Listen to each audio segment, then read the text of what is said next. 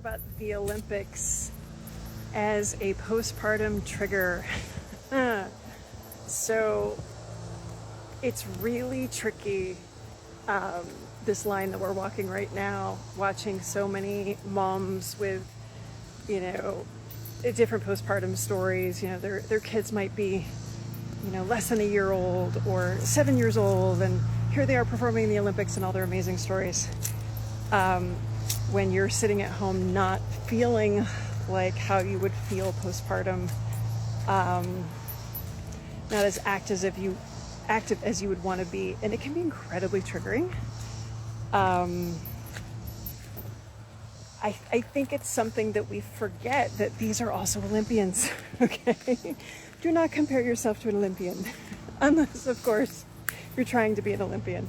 That's a different conversation that we will have at a different time. But if you are if you are the average,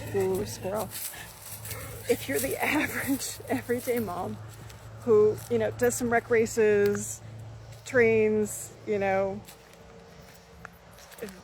please don't compare yourself to somebody that this has become their day job, and their recovery means that they have a support system solely focused on that recovery and getting to Paris. I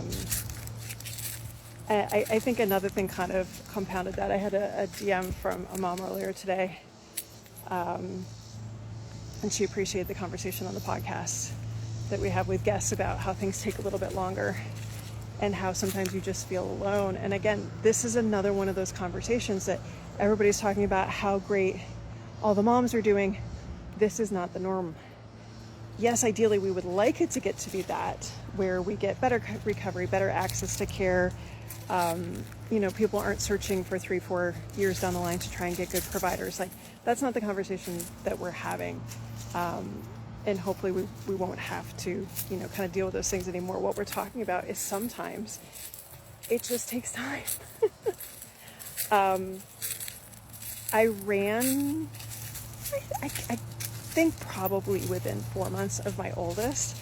I honestly couldn't tell you when I started running with our youngest kid, because our oldest was still getting up a couple times at night.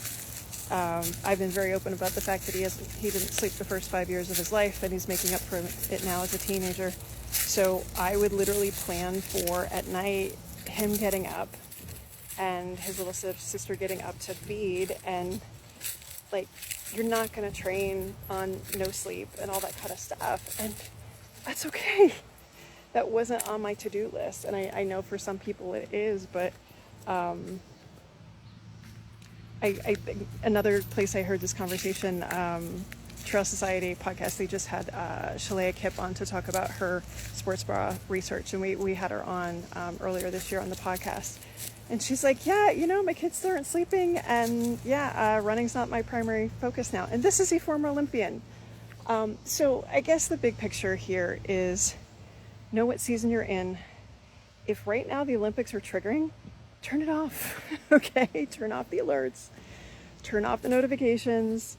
You don't have to subject yourself to that if you know that it's triggering for you. If it's inspiring, great. If it's triggering, you don't feel like you have to do it.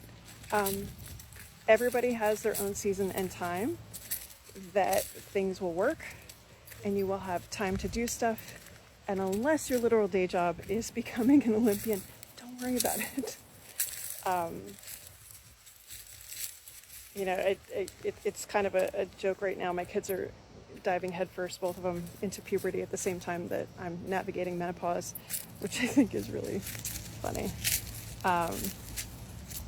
Those things together aren't as daunting as starting with a couple of little babies and toddlers and kind of navigating all that stuff back. It's just hard because you're still trying to figure out how you're going to navigate it all. So anyway, don't trigger yourself. We don't need to all be Olympians here. So let me know. Pop in the DMs here how you've been navigating watching the Olympics.